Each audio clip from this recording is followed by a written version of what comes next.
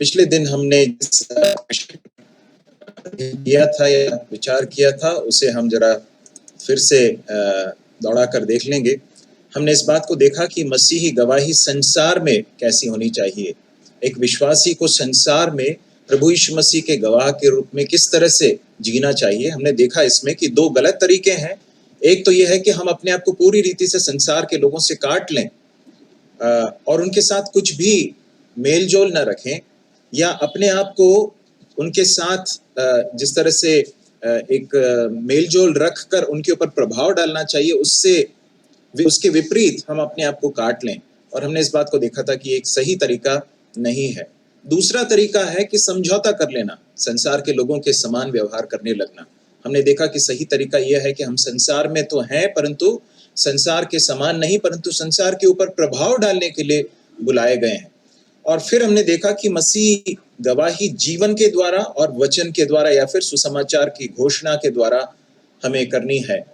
हमने देखा किस तरह से हम जहाँ पर रहते हैं वहाँ पर हमारे आचरण के द्वारा ये ज़रूरी है कि प्रभु यीशु मसीह की हम गवाही दे सकें।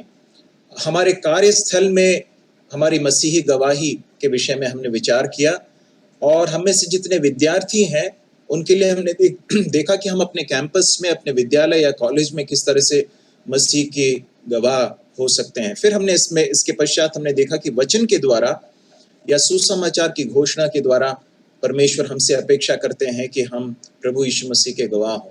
आज का जो हमारा विषय है वो यह है कि कलीसिया में मसीही गवाही। कलीसिया में एक विश्वासी को किस तरह से प्रभु यीशु मसीह का गवाह होकर जीने की बुलाहट प्रभु ने दी है। और इसमें हम जाएं इससे पहले हम एक भाग पढ़ेंगे, पहला तीमुथियुस उसका 3रा अध्याय और उसका 15वां पद। पहला तीमुथियुस 3रा अध्याय और उसका 15वां पद, और उसके उस भाग को जिस पर हमें ध्यान करना है, वहां उस भाग को मैंने आपके सामने स्क्रीन पर शेयर किया है। वहां पर इस तरह से लिखा है कि परमेश्वर के घराने में जो जीवते परमेश्वर की कलीसिया है और जो सत्य का खंभा और नींव है, कैसा बर्ताव करना चाहिए। प्रेरित पौलुस तीमुथियुस को इस पत्री को लिखते समय बताता है कि परमेश्वर की जो कलीसिया है, जीवते परमेश्वर की जो कलीसिया है, उसमें एक विश्वासी का बर्ताव कैसा होना चाहिए। ये बहुत ही महत्वपूर्ण विषय प्रेरित पौलुस बताता है कि कलीसिया परमेश्वर का घराना है, परमेश्वर का मानो घर है, और वो सत्य का खंभा और नींव है। और इसलिए ये बहुत ही महत्वपूर्ण है कि हम कैसे इस कलीसिया में बर्ताव करते हैं। कलीसिया क्या एक ऐसा स्थान है जहां पर सप्ताह में हम 2 या 3 बार हम मिलते हैं, एक सामाजिक गैदरिंग के लिए, सामाजिक मिलन के लिए एक समय होता है? ऐसा नहीं है। कलीसिया जो है वो वास्तव में देखा जाए तो परमेश्वर का घर है, जहां परमेश्वर वास करते हैं। परमेश्वर हमारे बीच में चलते फिरते हैं, हमारे जीवन को बहुत ध्यान से देखते हैं, निरीक्षण हमारे जीवन का करते हैं। और कलीसिया को सत्य का खंभा और नींव कहा गया है। अर्थात यदि दूसरे लोग इसको देखते हैं, संसार के लोग इसे देखते हैं, तो उन्हें दिखना चाहिए कि यहाँ पर सत्य को कितना महत्व दिया जाता है, यहाँ पर पवित्रता को कितना महत्व दिया जाता है। ये परमेश्वर का घराना है, यहाँ पर परमेश्वर वास करते हैं, यहाँ पर परमेश्वर का राज्य चलता है। और इसलिए प्रेरित पौलुस बताता है तीमुथियुस को कि परमेश्वर के घराने में जो जीवते परमेश्वर की कलीसिया है और जो सत्य का खंभा और नींव है, कैसा बर्ताव करना चाहिए। हमारा जो बर्ताव है कलीसिया में, हमारी जो गवाही है, वो बहुत ही महत्वपूर्ण है। परमेश्वर उसे बहुत ध्यान से देखते हैं। हमारा बर्ताव कलीसिया में कैसा है, इस बात को देखने वाला, उसको निरीक्षण करने वाला, उसे तौलने वाला एक परमेश्वर है। इस बात का बोध हमारे मन में बहुत सामर्थ्य के साथ रहना जरूरी है। हम किस तरह से बर्ताव करते हैं, हमारा कलीसिया के अंदर हमारा योगदान कैसा है, हमारा सहविश्वासियों के साथ संबंध कैसा है, अगुओं के प्रति हमारी अधीनता कैसी है, ये सारी बातें बहुत महत्वपूर्ण है। परमेश्वर इसे बहुत बहुत ध्यान के साथ देखते हैं। एक भाग हम पढ़ेंगे प्रेरितों के काम की पुस्तक उसका 20वां अध्याय और उसके 17 से लेकर 19 तक, यदि किसी को मिल जाए तो पढ़ सकते हैं। प्रेरितों के काम की पुस्तक 20वां अध्याय 17 से लेकर 19। उसने मिलेतुस से इफिसुस में कहला भेजा और कलीसिया के प्राचीनों को बुलवाया। जब वे उसके पास आए तो उनसे कहा, तुम जानते हो कि पहले ही दिन से जब मैं आसिया में पहुंचा, मैं हर समय तुम्हारे साथ किस प्रकार रहा, अर्थात बड़ी दीनता से और आंसू बहा बहा कर, और उन परीक्षाओं में जो यहूदियों के षड्यंत्र के कारण मुझ पर आ पड़ी, मैं प्रभु की सेवा करता ही रहा। धन्यवाद भाई। यहाँ पर प्रेरित पौलुस बताता है प्रेरितों के काम की इस पुस्तक में कि उसके स्वयं के जीवन से वो बताता है कि मेरा जीवन किस तरह से तुम्हारे बीच में रहा है, मैं किस तरह से तुम्हारे बीच में रहा, इस बात को तुम जानते। प्रेरित पौलुस कहता है कि मैं हर समय तुम्हारे साथ किस प्रकार रहा, इसे तुम आरंभ से लेकर जानते हो। मेरे प्रिय भाई और बहनों, प्रेरित पौलुस अपने जीवन के उदाहरण से उस लोगों को प्रोत्साहित करता है और कहता है कि तुमने मेरे जीवन को देखा है, ऑब्जर्व किया है, तुमने मेरे जीवन को ध्यान से देखा है कि किस तरह से मैं तुम्हारे बीच में रहा। अर्थात हम किस तरह से विश्वासियों के बीच में रहते हैं, कलीसिया में किस तरह से रहते हैं, हमारा कलीसिया के साथ क्या संबंध है, ये बहुत ही महत्वपूर्ण है। लोग इसे देखते हैं और सबसे बढ़कर परमेश्वर इस बात को देखते हैं। इसलिए हम लापरवाह नहीं हो सकते हैं। We can not be careless. देखिए, हम कई बार इस बात को देखते हैं कि अनेक विश्वासी अपनी नौकरी के विषय में या अपने व्यवसाय के विषय में या अपने घरेलू कार्य के विषय में, अपने करियर के विषय में, अपनी पढ़ाई के विषय में, अपने जीवन के जो दूसरे जितने भी क्षेत्र हैं उनके प्रति बहुत गंभीर रहते हैं, उसमें अपना पूरा परिश्रम करते हैं, परंतु जब कलीसिया की बात आती है तो कलीसिया के प्रति एक उदासीन मनोभाव दिखाई देता है, या फिर एक ऐसा मनोभाव दिखाई देता है जिसमें लापरवाही दिखाई देती है। बाकी सारी चीजों पर हम बहुत महत्व देते हैं, जब कलीसिया की बात आती है तो हमें ऐसा लगता है कि चलेगा, यदि मैं अपने कार्य को नहीं करूं तो भी चलेगा। क्या हम यही मनोभाव अपने कार्य के विषय में, अपनी नौकरी के विषय में, अपने करियर के विषय में, अपनी पढ़ाई के विषय में क्या इसी तरह देखते हैं? प्रिय भाइयों, परमेश्वर का वचन हमें स्मरण दिलाता है कि हम परमेश्वर की कलीसिया को हम गंभीरता से लें, और इसलिए कलीसिया में मसीही गवाही बहुत महत्वपूर्ण है। एक और भाग हम पढ़ेंगे, पहला तीमुथियुस 4 अध्याय 12वां पद, बहुत ही एक परिचित पद है, उसे भी पढ़ लें। पहला तीमुथियुस 4 का 12। कोई तेरी जवानी को तुच्छ ना समझने पाए, पर वचन और चाल चलन और प्रेम और विश्वास और पवित्रता में विश्वासियों के लिए आदर्श बन जा। धन्यवाद भाई। कोई तेरी जवानी को तुच्छ ना जानने पाए, किसको कह रहा है प्रेरित पौलुस? तीमुथियुस को बता रहा है, और तीमुथियुस वहां पर एक अगुवे के रूप में है, और तीमुथियुस को स्मरण दिलाते हुए कह रहा है कि कोई तेरी जवानी को तुच्छ न समझने पाए, पर वचन और चाल चलन और प्रेम और विश्वास और पवित्रता में विश्वासियों के लिए क्या बन जा? आदर्श बन जा। तो प्रेरित पौलुस तीमुथियुस को स्मरण दिला रहे हैं कि तेरा जीवन कलीसिया के अन्य विश्वासियों के लिए एक आदर्श होना चाहिए। और ये जो सिद्धांत है, ये जो प्रिंसिपल है, ये सिर्फ कलीसिया के अगुओं के लिए नहीं, परंतु सारे विश्वासियों के लिए लागू होता है, व्यावहारिक है। अर्थात हम सबको इस बात का ध्यान रखना चाहिए कि मेरा जीवन दूसरों के लिए एक आदर्श बने, मेरा जीवन एक रोल मॉडल बने, मेरे जीवन को देखकर लोग उसे एक आदर्श के रूप में देख पाए। प्रेरित पौलुस तीमुथियुस को बताना चाहता है, या दूसरे शब्दों में, साधारण शब्दों में यह बताना चाहती है कि तू अपने जीवन को लापरवाही के साथ बिता नहीं सकता। मेरे प्रिय भाइयों और बहनों, कलीसिया के साथ हमारा संबंध कैसा रहा है, कलीसिया के प्रति हमारा मनोभाव कैसा है, उसके प्रति हमारा दृष्टिकोण कैसा है, ये बहुत महत्वपूर्ण है। अब हम देखेंगे कलीसिया में अच्छी गवाही रखने वाले व्यक्तियों की विशेषताएं क्या क्या होती हैं। है ना। इसके द्वारा हम देखने की कोशिश करेंगे कि एक उत्तम मसीही गवाही कलीसिया में किस तरह से विकसित की जाए या किस तरह से बनाई जानी चाहिए।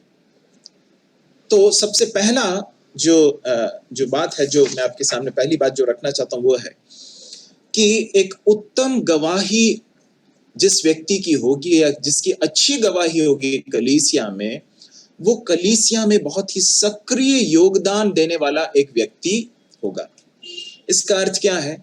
इसका अर्थ यह है कि कलीसिया में उसका जो योगदान है उसके प्रति वो बहुत ही गंभीर होगा। वो इस बात को समझेगा कि मेरा योगदान बहुत ही महत्व रखता है। मैं एक शरीर का अंग हूं। कलीसिया को जो है प्रभु यीशु मसीह के देह के रूप में चित्रित किया गया है, और जितने भी विश्वासी हैं वे उसके अंग हैं, उस शरीर के अंग हैं। और एक अच्छी गवाही रखने वाला एक विश्वासी जो है वो कलीसिया में उसके योगदान के विषय में बहुत ही सक्रिय रहेगा। भजन मैं चाहूंगा कि कुछ भागों को हम देखें। भजन 122 और उसका पहला पद, उसे कोई पढ़ ले। भजन 122 और उसका पहला पद। जब लोगों ने मुझसे कहा आओ हम यहोवा के भवन को चलें, तब मैं आनंदित हुआ। धन्यवाद भाई। जब लोगों ने मुझसे कहा कि आओ यहोवा के भवन को चलें, तो मैं आनंदित हुआ। एक सुंदर गीत है,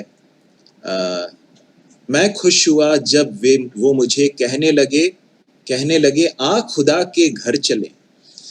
मेरे प्रिय भाइयों और बहनों, जब कलीसिया की सभाओं में जाने, और आज के इस परिप्रेक्ष्य में देखें तो हम मिल नहीं पा रहे हैं, तो जब कलीसिया की जो जूम मीटिंग्स होती हैं या इस तरह की जो माध्यम के द्वारा हम मीटिंग्स रखते हैं, उन सभाओं के प्रति, कलीसिया में अपने सह विश्वासियों से मिलने के प्रति हमारा मनोभाव कैसा है?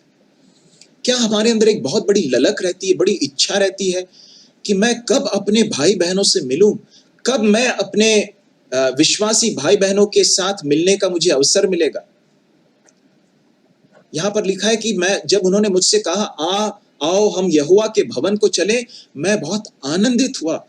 परमेश्वर के प्रभु यीशु मसीह के ऊपर विश्वास करने वाले विश्वासियों को कलीसियाई संगति बहुत आनंद देने वाला एक समय होता है, और ये बहुत ही महत्वपूर्ण है कि हम उस समय को वैसा ही देखें। हमारा जो मनोभाव जो है कलीसियाई सहभागिता के प्रति ऐसा होना चाहिए कि वो हम उसके लिए वेट करते रहें, बड़े आकांक्षा के साथ उसके लिए इंतजार करें।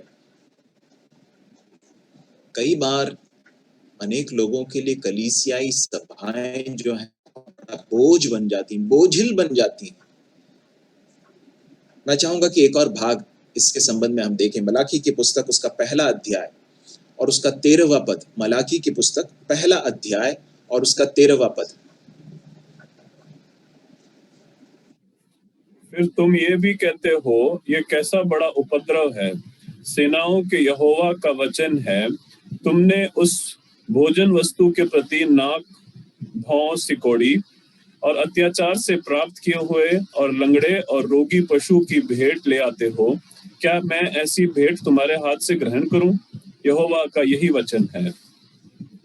परमेश्वर अपने लोगों को, इजरायली लोगों को संबोधित करते हुए ये कहते हैं, फिर तुम ये भी कहते हो ये कैसा बड़ा उपद्रव है। अंग्रेजी में जो उसके लिए जो शब्द है वो इस तरह से है, व्हाट अ वेरीनेस, मतलब कितना बड़ा बोझ है। अरे अब मीटिंग के लिए जाना होगा, अरे अब मीटिंग में नहीं गए तो जो कलीसिया के जो अगुए हैं वो मुझसे पूछेंगे।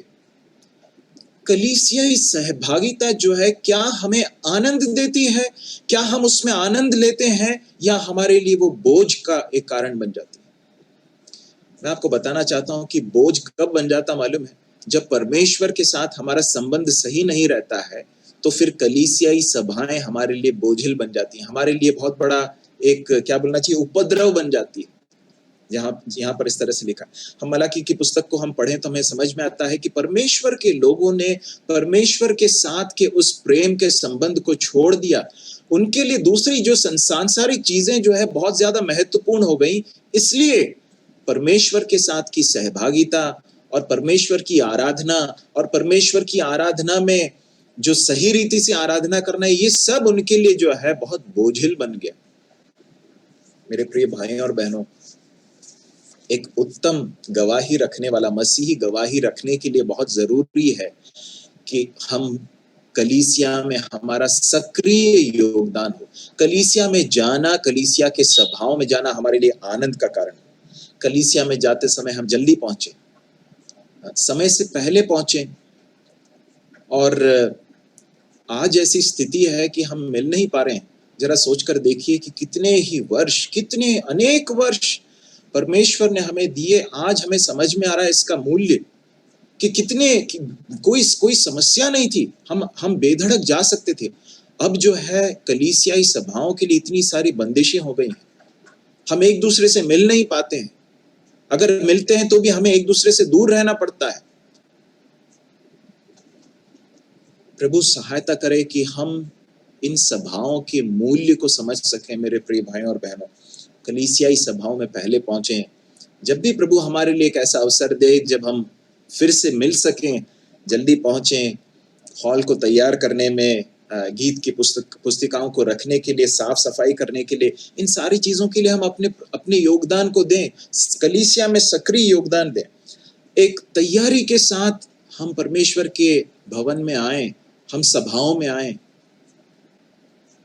और कई बार जो ये तैयारी है, इसकी न होने के कारण हमारा मन बहुत उचटा रहता है, हमारा मन जो है इधर उधर बहुत भटकता है, क्योंकि हम एक तैयार मन के साथ नहीं आए।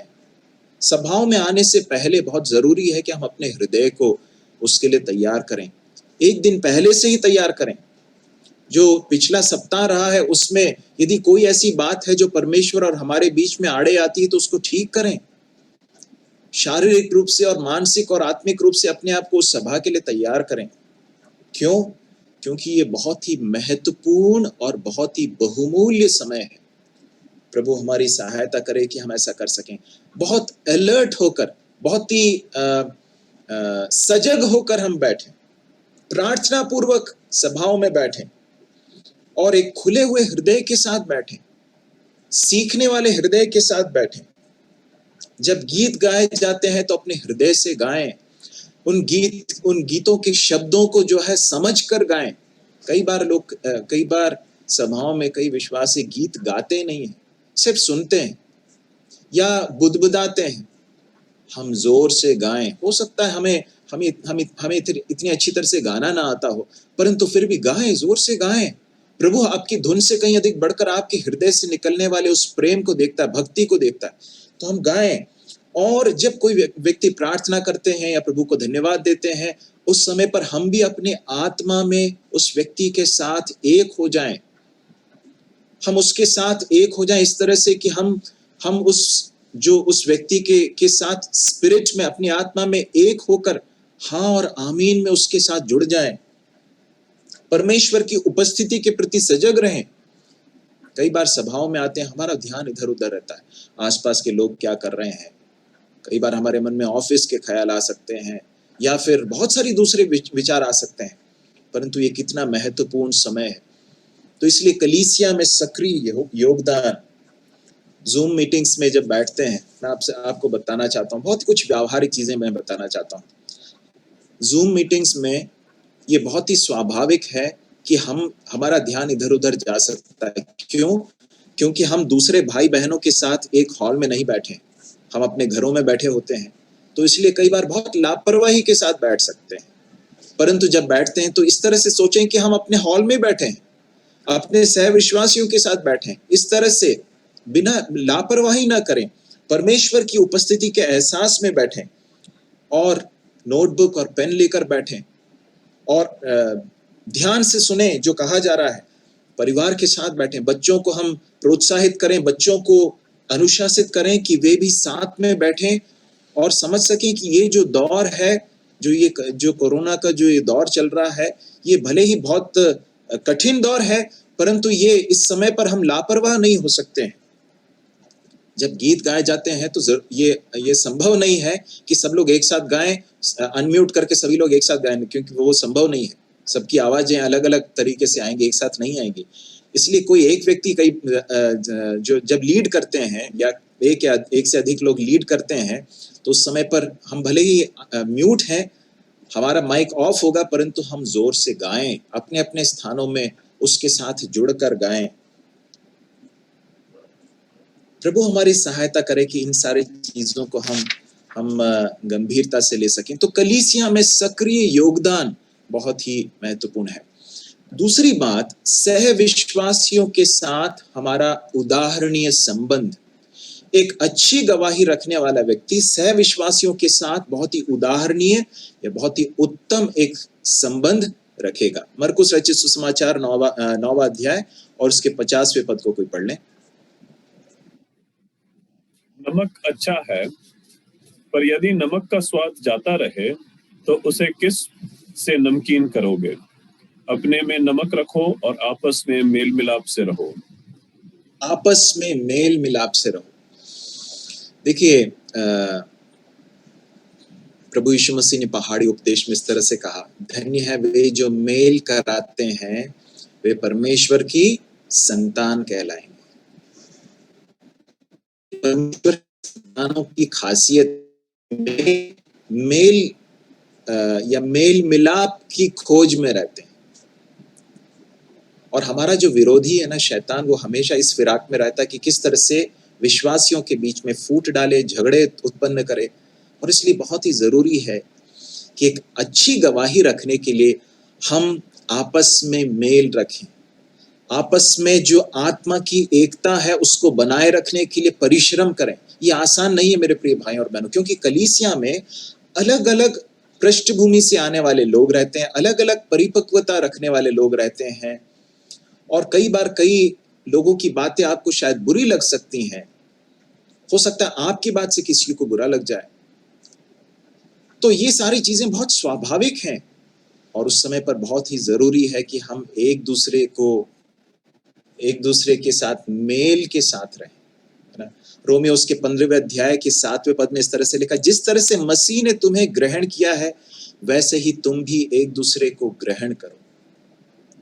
एक दूसरे को ग्रहण करना, एक दूसरे को एक्सेप्ट करना, अपनी सारी कमजोरियों के साथ, हमारे सारे जो गलतियां हैं, जो वीकनेसेस हैं, जो भी हमारे व्यक्तित्व के जो खामियां हैं, उसके साथ हम एक दूसरे को एक्सेप्ट कर सकें, एक दूसरे को ग्रहण कर सकें। प्रभु ने भी तो हमारे साथ यही किया है मेरे प्रिय भाई और बहन। क्या प्रभु ने हमें ग्रहण करने से पहले यह कहा कि तुम जरा सुधर जाओ, उसके बाद मैं तुम्हें ग्रहण करूंगा? नहीं। परंतु हम देखते हैं कि प्रभु ने हम जैसे थे वैसे ही हमें ग्रहण कर लिया। प्रभु हमारी सहायता करे कि जैसे मसीह ने हमें ग्रहण किया है, वैसे ही हम एक दूसरे को ग्रहण कर सके। सह विश्वासियों के साथ एक उदाहरणीय संबंध रखने के लिए जरूरी है कि हम एक दूसरे को एक्सेप्ट करें। कई बार हम हमारे सह विश्वासियों की गलतियों को तो बहुत अच्छी तरह से देख पाते हैं, परंतु हम इस बात को नहीं देख पाते हैं कि शायद हमारे जीवन में कुछ ऐसी चीजें हो सकती हैं जो दूसरे लोगों को पसंद नहीं आती। परंतु परमेश्वर का वचन स्मरण दिलाता है कि हम एक दूसरे को ग्रहण करें। इफिसियों के 4 अध्याय के 32वें पद को कोई पढ़ लेंगे कृपया? इफिसियों 4 का 32। एक दूसरे पर कृपालु और करुणामय हो, और जैसे परमेश्वर ने मसीह में हम तुम्हारे अपराध क्षमा किए, वैसे ही तुम भी एक दूसरे के अपराध क्षमा करो। धन्यवाद। एक दूसरे के प्रति कृपालु बनो, दयालु बनो। Be kind and compassionate to one another. हम माफ करना सीखें ना। ये मेरे प्रिय भाई और बहनों, कितनी महत्वपूर्ण बात है हमारे आपसी संबंध। क्योंकि कलीसिया जो है ना, कलीसिया एक ऐसा स्थान है जहां पर हम एक दूसरे के साथ बहुत ही क्लोजली, एक दूसरे के साथ बहुत निकटता के साथ व्यवहार करते हैं। और जब ऐसा करते हैं तो कई बार फ्रिक्शन होने के या घर्षण होने के, टकराव होने के सब की संभावनाएं हो सकती हैं। उस समय पर क्या करने की जरूरत है? हमें एक दूसरे के प्रति दयालु और कृपालु होने की जरूरत है। एक दूसरे को माफ करने की जरूरत है, क्षमा करने की जरूरत है। जैसा मसीह ने क्षमा किया है वैसा हम एक दूसरे को क्षमा करें। रोमियो उसके 12वें अध्याय उसके 10वें पद को भी पढ़ लें। भाईचारे के प्रेम से एक दूसरे में स्नेह करो, परस्पर आदर करने में एक दूसरे से बढ़ चलो। भाईचारे के प्रेम से एक दूसरे से स्नेह करो, प्रेम करो। भाईचारे का प्रेम क्या है? इसका अर्थ यह है, हो सकता है कई बार हमारे भाई के या हमारी बहन की कोई बात हमें बुरी लग जाए या हमें ठेस पहुंचे, तब क्या सोचना है? यह सोचना है जो भी हो ये मेरा भाई है, कुछ भी हो ये मेरा भाई है, कुछ भी हो अंततः ये मेरा भाई है, ये मेरी बहन है, और इसलिए मैं उसे माफ करता हूं और मैं उसकी बात को सहने के लिए तैयार हूं। भाईचारे का प्रेम यह है, और लिखा है कि be devoted to one another, एक दूसरे के प्रति प्रेम में समर्पित रहो, इस तरह से इसका अर्थ है। प्रभु हमारी सहायता करे कि इस तरह के संबंध को, सह विश्वासियों के साथ एक उदाहरणीय संबंध विकसित करने के लिए प्रभु हमारी सहायता करे। आसान नहीं है मेरे प्रिय भाइयों और बहनों, परमेश्वर के बड़े अनुग्रह की जरूरत है। बिना परमेश्वर के अनुग्रह के हम प्रेम करना, सहना, क्षमा करना और ग्रहण करना, ये सारी चीजें नहीं कर सकते हैं। परमेश्वर के अनुग्रह से ही ये संभव है। परमेश्वर हमारी सहायता करे कि हम ऐसा कर सकें।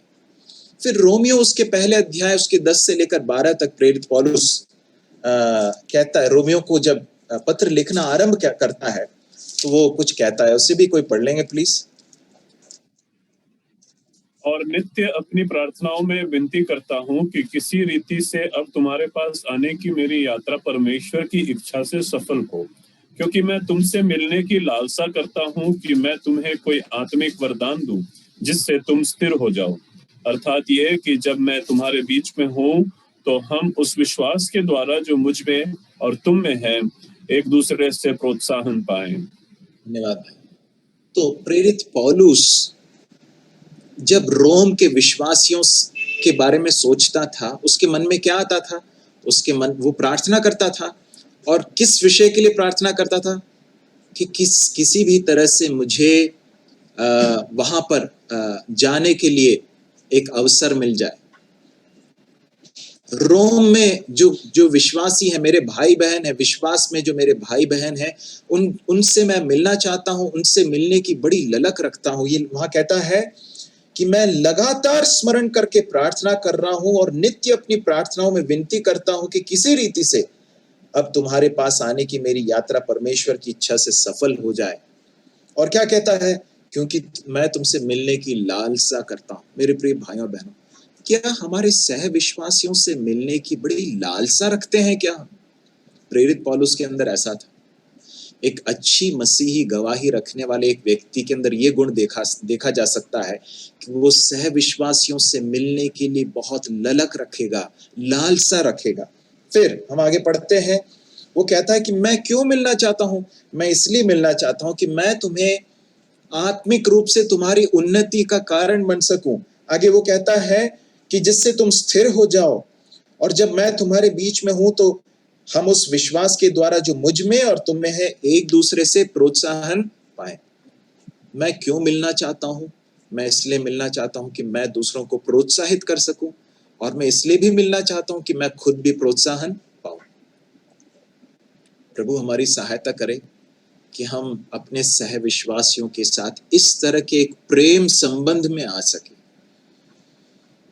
प्रभु हमारी सहायता करे कि हम हमारे सह विश्वासियों की गलतियों को, उनकी खामियों को, उनके ऑफेंसेस, जो हमारे प्रति जो उन्होंने गलत कार्य किए हैं, उनको माफ करते हुए बड़े प्रेम के साथ, मसीह के प्रेम में उनके साथ व्यवहार कर सके।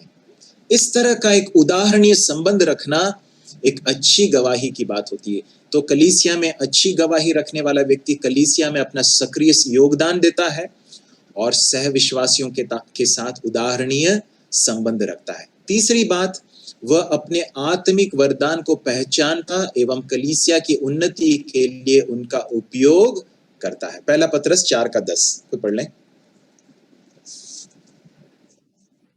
जिसको जो वरदान मिला है वह उसे परमेश्वर के नाना प्रकार के अनुग्रह के भले भंडारियों के समान एक दूसरे की सेवा में लगाए। धन्यवाद। जिसको जो वरदान मिला है वह उसे परमेश्वर के नाना प्रकार के अनुग्रह के भले भंडारी के समान एक दूसरे की सेवा में लगाए। हर विश्वासी को परमेश्वर ने एक आत्मिक वरदान दिया है। ऐसा कोई विश्वासी नहीं है जो ये कह सकता है कि मुझे नहीं मिला। तो जिससे जो वरदान मिला, यहां पर ऐसा नहीं लिखा, प्रेरित पौलुस ये नहीं कहता है कि यदि किसी को मिला हो, ऐसा नहीं कहता, जिसको जो वरदान मिला है। इसका अर्थ क्या है? हर विश्वासी को परमेश्वर ने एक आत्मिक वरदान दिया है और ये मेरी जिम्मेदारी है। यदि मैं एक अच्छी गवाही, एक अच्छी मसीही गवाही कलीसिया में रखना चाहता हूं, तो ये मेरी जिम्मेदारी है कि मैं अपने आत्मिक वरदान को पहचानूं। प्रभु ने मुझे क्या दिया है, मुझे कौन सा वरदान दिया है, उसे पहचानना और फिर इस बात को समझना कि ये प्रभु ने मुझे दिया है और मैं इसका एक भंडारी हूं। भंडारी का मतलब क्या है? मुझे एक प्रबंधक के रूप में रखा गया, मैं इसका मालिक नहीं हूं। मुझे परमेश्वर के वचन की शिक्षा देने का वरदान यदि मिला है, यदि मुझे प्रोत्साहन करने का वरदान मिला है, लोगों की सेवा करने का वरदान मिला है, लोगों की मदद करने का वरदान मिला है, गीत गाने का वरदान मिला है, जो भी वरदान मिला है, लोगों की पहुनाई करने का वरदान मिला है, मुझे जो भी वरदान मिला है, मैं उसका मालिक नहीं हूं। मैं यदि मुझे ये मिला है तो इसमें मेरी कोई अपनी कोई खूबी नहीं है, ये परमेश्वर के द्वारा दिया गया है। और क्यों दिया गया है? परमेश्वर ने इसलिए दिया है कि मैं इसे परमेश्वर के प्रबंधक के रूप में, भंडारी के रूप में, मैनेजर के रूप में क्या करूं? इसे एक दूसरे की सेवा के लिए लगाए। इसका मतलब क्या मालूम है? मेरा आत्मिक वरदान मेरे लिए नहीं है परंतु कलीसिया के लिए है। मेरा वरदान जो है वो मेरी उन्नति के लिए नहीं है, मुझे लाइमलाइट में लाने के लिए नहीं है, मुझे लोगों के सामने चमकाने के लिए नहीं है, लोगों का ध्यान मेरी ओर आकर्षित करने के लिए नहीं है, बल्कि मुझे जो वरदान दिया गया है वो इस उद्देश्य के साथ दिया गया है कि मैं उसके द्वारा मेरे सह विश्वासियों की कलीसिया की सेवा करूं। इस उद्देश्य के साथ दिया गया। इसलिए यह मनोभाव मेरे मन में रहना चाहिए कि मुझे ये जो वरदान मिला है, इसके द्वारा मुझे मेरे भाई बहनों की सेवा करनी, उनकी उन्नति के लिए कार्य करना है। प्रभु हमारी सहायता करे। यदि ऐसा हम करते हैं तो हमें ये समझने की जरूरत है, मेरे भाई को दूसरा वरदान मिला होगा, मेरी बहन को दूसरा कोई वरदान मिला होगा, मुझे उसके साथ कंपटीशन करने की कोई जरूरत नहीं है। मेरा कोई कंपटीशन नहीं है किसी के साथ, क्योंकि सबको अलग अलग वरदान दिए गए हैं। हम सब एक दूसरे के वरदानों को कॉम्प्लीमेंट करते हैं, पूरक बनते हैं। हम एक दूसरे के पूरक हैं। फिर हमें एक दूसरे के वरदान से ईर्ष्या करने की भी जरूरत नहीं है, क्योंकि मिला कि कैसे है, हमारे किसी भलाई से नहीं मिला, परमेश्वर ने दिया है। और यदि हम अपने वरदान का उपयोग नहीं करेंगे और यदि हम सिर्फ अपने ही बारे में सोचते रहेंगे, तो फिर हम एक नॉन फंक्शनिंग पार्ट के रूप में या फिर एक ऐसे अंग के रूप में बन जाएंगे जो अपने काम को कर नहीं रहा। आंख अपनी काम को न करे तो सोचिए शरीर की स्थिति क्या होगी। हाथ अपने काम को न करे तो शरीर की स्थिति क्या होगी। इसी तरह से ये बहुत महत्वपूर्ण है कि हम अपने कार्यों को करें। वरदान हमें अपने लिए नहीं दिए गए हैं। यदि हम अपने ही बारे में सोचते रहेंगे, ये सोचते रहेंगे कि मुझे कोई आकर प्रोत्साहित करे, मुझे कोई आकर पुश करे, मुझे कोई आकर हमेशा प्रोत्साहित करता रहे, मुझे पुचकारता रहे, ये सही नहीं है मेरे भाई और बहनों। हमें समय के साथ परिपक्व होते होते हमें दूसरों के प्रोत्साहन के लिए अपने जीवन को उंडेलना सीखना है। प्रभु हमारी सहायता करे। चौथी बात, एक अच्छी मसीह गवाही रखने वाला व्यक्ति दूसरों को प्रोत्साहित करता है। इफिसियों के 5वें अध्याय के 19वें पद को कोई पढ़ ले। और आपस में भजन और स्तुति गान और आत्मिक गीत गाया करो और अपने अपने मन में प्रभु के सामने गाते और कीर्तन करते रहो। जब हम आपस में मिलते हैं ना भाई और बहनों, जब हम आपस में गीत गाते हैं तो उसका उद्देश्य क्या होता मालूम है? उसका उद्देश्य मनोरंजन नहीं है, उसका उद्देश्य क्या है कि इसके द्वारा हम एक दूसरे को प्रोत्साहित कर सकें, हम एक दूसरे को बढ़ा सकें, हम अपने सह विश्वासियों को और हमारे सह विश्वासी हमें प्रभु की भक्ति करने के लिए प्रोत्साहित कर सकें। ये है उद्देश्य। और इसलिए जब हम एक दूसरों के साथ मिलते हैं, कलीसिया में मिलते हैं, तो उस समय पर जब हम गीत गाते हैं ना, जब हम जोर से गीत गाते हैं, जब गीत गाते हैं तो अपने मुंह खोलकर गाते हैं, उसके साथ एक होकर गाते हैं, अर्थपूर्ण रीति से गाते हैं। मैं आपको बताना चाहता हूं कि उसके द्वारा आप दूसरों को प्रोत्साहित करेंगे, आप दूसरों को मिनिस्टर करेंगे, आप दूसरों की सेवा करेंगे। प्रभु हमारी सहायता करे। इब्रानियों उसका 10वां अध्याय 25वां पद। और एक दूसरे के साथ इकट्ठा होना ना छोड़ें, जैसे कितनों की रीति है, और एक दूसरे को समझाते रहें, और ज्यों-ज्यों उस दिन को निकट आते देखो, त्यों-त्यों और भी अधिक किया करो। प्रभु हमारी सहायता करें कि हम इस बात को समझ सकें कि जैसे जैसे उस दिन को आते देखें, तो हम इकट्ठा होकर एक दूसरे को प्रोत्साहित करना न छोड़ें। आज की इस परिस्थिति में शारीरिक रूप से इकट्ठा होना मुश्किल है, इसलिए तो हम जूम कर रहे हैं। ये तो कम से कम माध्यम है, और ये इस माध्यम को परमेश्वर के बड़े अनुग्रह से प्रभु ने हमें दिया है, हम इसको हल्के से न लें। और जब प्रभु आगे जाकर हमें अवसर देता है शारीरिक रूप से मिलने के लिए, यदि प्रभु देता है, तो हम बहुत ही उत्साह के साथ, बड़ी ललक के साथ, भूख के साथ, बड़े प्रेम के साथ अपनी सभाओं में जाने के लिए प्रभु हमारी सहायता करे। उसको हम हल्के से न लें। तो प्रोत्साहित करता, दूसरों को प्रोत्साहित करता है। फिर हम एक व्यक्ति के बारे में पढ़ते हैं प्रेरितों के काम की पुस्तक में, जिसका नाम है बरनबास। प्रेरितों के काम की पुस्तक 4 अध्याय की 36वें पद में, 9 के 27 में, 12 के 25 में, 15 के 39 में, इन चारों भागों में हम बरनबास के बारे में पढ़ सकते हैं। मैं चाहूंगा कि हम इन भागों को एक एक करके पढ़ लें। यूसुफ नाम साइप्रस का एक लेवी था, जिसका नाम प्रेरितों ने बरनबास अर्थात शांति का पुत्र रखा था। देखिए, इसका नाम बरनबास नहीं था, इसका नाम रखा गया था। आप जानते हैं, कई बार हम अपने भाइयों को प्रेम से कुछ निकनेम दे देते हैं या कुछ नया नाम डालते हैं। इसी तरह से प्रेरितों ने इस व्यक्ति को एक नया नाम दिया। उसका नाम क्या डाल दिया गया?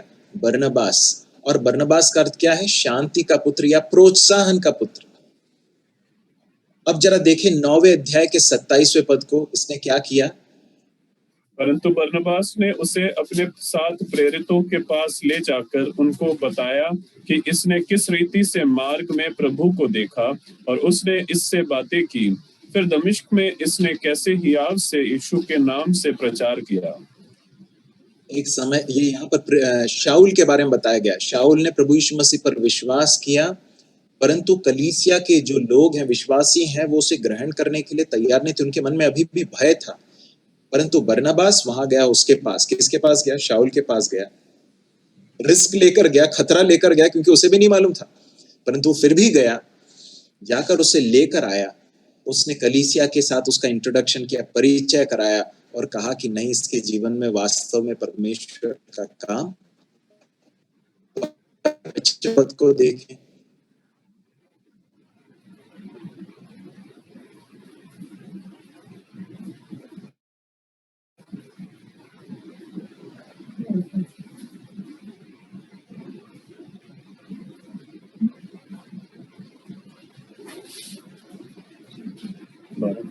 जब बरनबास और शाऊल अपनी सेवा पूरी कर चुके, तो यूहन्ना को, जो मरकुस कहलाता है, साथ लेकर यरूशलेम से लौटे।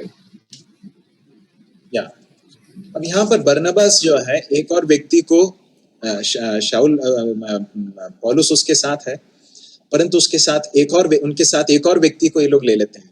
कौन है वो? मरकुस, जो यूहन्ना कहलाता था। यूहन्ना जो मरकुस कहलाता था, जॉन मार्क है उसका नाम।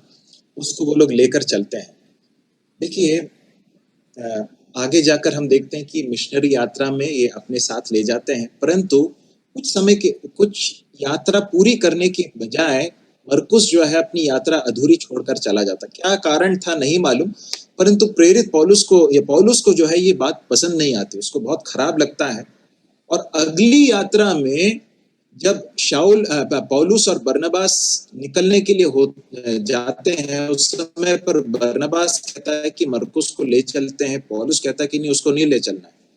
उसने यात्रा बीच में छोड़ दी थी और उनके बीच में इसके कारण विवाद होता है। वे लोग अलग अलग जाते हैं, परंतु हम वहां पढ़ते हैं कि प्रेरित पौलुस 15 के 39 में हम पढ़ते हैं कि बरनबास जो है मरकुस को छोड़ता नहीं है, परंतु क्या करता है, मरकुस को लेकर या दूसरी तरफ यात्रा में जाता है। आप जानते हैं आगे जाकर प्रेरित पौलुस खुद मरकुस के बारे में बताता है कि उस मरकुस को लेकर आना, क्योंकि वो मेरे लिए सेवा के लिए बहुत काम का है। आप जानते हैं ऐसा क्यों हुआ? क्योंकि एक व्यक्ति था जिसने मरकुस को छोड़ नहीं दिया, उसके हाल पर छोड़ नहीं दिया, उसको प्रोत्साहित करने के लिए, उसके साथ चलने के लिए, उसकी कमजोरियों के बावजूद उसको प्रोत्साहित करके उसको आगे ले चलने के लिए एक व्यक्ति था जिसका नाम था बरनबास। एक अच्छी मसीह गवाही रखने वाला व्यक्ति दूसरों को प्रोत्साहित करता है, सह विश्वासियों से मिलता है, उनसे बात करता है। आज के संदर्भ में हम कई बार जाकर मिल नहीं पाते हैं, हम कम से कम फोन पर बात कर सकते हैं। फोन पर बात करें, हो सकता कोई बीमार व्यक्ति हो तो फोन पर उसके लिए प्रार्थना करें, उसे परमेश्वर के वचन से 1-2 भाग पढ़कर सुनाएं, उसको प्रोत्साहित करें। यदि वो किसी समस्या में से होकर गुजर रहा है तो उसकी समस्या को सुने। प्रभु हमारी सहायता करे कि हम ऐसा कर सकें। ऐसा करते हुए हम एक अच्छी मसीही गवाही को विकसित कर सकते हैं। इसके बाद फिर हम कुछ और बातों को देखकर समाप्त करेंगे। अगली बात है, एक अच्छी मसीह गवाही रखने वाला व्यक्ति किसी भी सेवा के लिए तत्पर रहता है। इसके भागों को मैं आपके सामने अभी पढ़ने के लिए हमें समय नहीं है, मैं इसे बताकर आगे बढ़ना चाहता हूँ। प्रेरितों के काम के 6वें अध्याय में हम पढ़ते हैं कि वहां पर एक विवाद हो रहा था, और विवाद क्या था? यूनानी भाषा बोलने वाले जो यहूदी थे, उनके और दूसरे यहूदियों के बीच में एक विवाद था कि उनकी विधवाओं की सुधि नहीं ली जाती। किसमें? भोजन के वितरण में शायद उनको थोड़ा सा नजरअंदाज किया गया, इस तरह से उनको लगता था, और इसके कारण विवाद हुआ। और प्रेरितों ने आपस में ये मशवरा किया कि इसके लिए कुछ लोगों को चुनना चाहिए, और उसके लिए कुछ लोगों को 7 ऐसे लोगों को चुना गया जो परमेश्वर की आत्मा से परिपूर्ण थे, और उसमें से एक व्यक्ति का नाम था स्तिफनुस। और भी कुछ लोग हैं, परंतु स्तिफनुस है, फिलिपुस है, निकनोर है। इन लोगों ने अपने कार्य को किस तरह से लिया, इस बात को हम देख सकते हैं। उन्होंने उस कार्य को करने के लिए वे तत्पर थे। भोजन का वितरण करना है क्या? ठीक है, हम तैयार हैं। यदि ये कार्य दिया जाए तो मैं ये नहीं कहूंगा कि अरे मुझे भोजन का वितरण दे दिया। मैं परमेश्वर के वचन की सेवा करने वाला व्यक्ति हूँ, मुझे भोजन का वितरण दे दिया। आप जानते हैं स्तिफनुस आगे जाकर बहुत बड़े एक लंबे भाषण को देता है। वो परमेश्वर के वचन में बहुत दक्ष व्यक्ति था, परंतु वो उस कार्य को करने के लिए भी तैयार था। तो इस तरह से एक व्यक्ति जो एक अच्छी गवाही रखना चाहता है, वो हर तरह की सेवकाई के लिए तत्पर रहता है। फिर वो कलीसिया में जो अगुए हैं उनके प्रति अधीनता रखता है। पहला पत्रस उसके 5वें अध्याय में प्रेरित पौलुस बताता है कि हमसे ये परमेश्वर अपेक्षा करते हैं कि हम अपने अगुओं के अधीन रहें। अधीन रहना मसीह के प्रति अधीन रहने के समान है। तो एक अच्छी मसीही गवाही रखने वाला व्यक्ति कलीसिया के अगुओं के प्रति अधीन रहता है, नम्रता को धारण करके चलता है, अशुद्ध बकवाद और विरोध की बातों से परे रहता है। देखिए, कई बार अनावश्यक बातचीत, अनावश्यक विवाद की बातें, विरोध की बातों में लिप्त होकर लोग जो है कलीसिया को, विश्वासी लोग जो है कलीसिया को नुकसान पहुंचा देते हैं। बहुत जरूरी है कि हम ऐसी बातों से परे रहें। एक उत्तम गवाही रखने के लिए जरूरी है कि हम अशुद्ध बकवाद और विरोध की बातों से परे रहें। फिर हम देख सकते हैं दूसरा तिमुथियुस 2 अध्याय के पौलुस तिमुथियुस को स्मरण दिलाता है कि तू परमेश्वर के वचन को अच्छी रीति से काम में लाने वाला बन, वचन के अध्ययन में परिश्रम करता है। ये जरूरी नहीं कि सिर्फ जो अगुए हैं वे करें। मैं आपको बताना चाहता हूँ कि यदि आज आप परमेश्वर के वचन में, आप हो सकता है कोई अगुवाई करने नेतृत्व में ना हो, परंतु परमेश्वर के वचन के साथ परिश्रम कर रहे हैं, यदि आज आप करेंगे, परमेश्वर आपको आने वाले दिनों में कलीसिया में उपयोगी होने के लिए किस तरह से उपयोग करेंगे आज हम नहीं कह सकते हैं। इसलिए बहुत जरूरी है कि वचन के अध्ययन में परिश्रम करें, अपने जीवन और उपदेश की चौकसी करें। पहले तिमुथियुस में 4:16 में प्रेरित पौलुस तिमुथियुस को स्मरण दिलाता है कि अपने जीवन की और अपने उपदेश की चौकसी कर। प्रभु हमारी सहायता करे कि एक बहुत ही उत्तम गवाही अपनी कलीसिया में, अपनी अपनी स्थानीय कलीसियाओं में बनाने के लिए परमेश्वर हमारी सहायता करे। हमने क्या क्या बातें देखी थी, हम जरा देखें। हम सबसे पहली बात हमने देखी थी कि कलीसिया कोई क्लब नहीं है, कोई एक सिर्फ एक स्थान नहीं जहां पर मिलने के लिए हम लोगों से जाते हैं।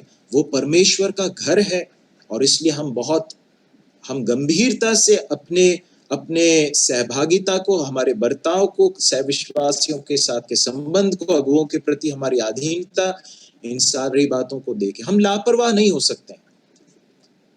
कलीसिया में हमारा सक्रिय योगदान हो, है ना। यदि परमेश्वर ने कुछ वरदान दिया, गीत गाने का या कोई इंस्ट्रूमेंट बजाने का, कुछ भी हो, परमेश्वर ने जो भी वरदान दिया उसे हम उपयोग करें। अपने वरदान को बनाए, उसको ठंडे बस्ते में न रखें। सह विश्वासियों के साथ उदाहरणीय संबंध रखें। अपने आत्मिक वरदान को पहचानें और कलीसिया की उन्नति के लिए उसका उपयोग करें। दूसरों को प्रोत्साहित करें। किसी भी तरह की सेवा के लिए तत्पर रहें। आधीनता और नम्रता में बने रहें। अशुद्ध, बकवाद और विरोध की बातों से परे रहें। वचन के अध्ययन में परिश्रम करें और अपने जीवन और उपदेश की चौकसी करते रहें। प्रभु हमारी सहायता करे कि इसके द्वारा हमारा जीवन बहुत ही एक उत्तम गवाही अपनी अपनी कलीसिया में हम पेश कर सकें, बना सकें और इसके द्वारा परमेश्वर के नाम की महिमा होने पाए। प्रभु हमारी सहायता करें।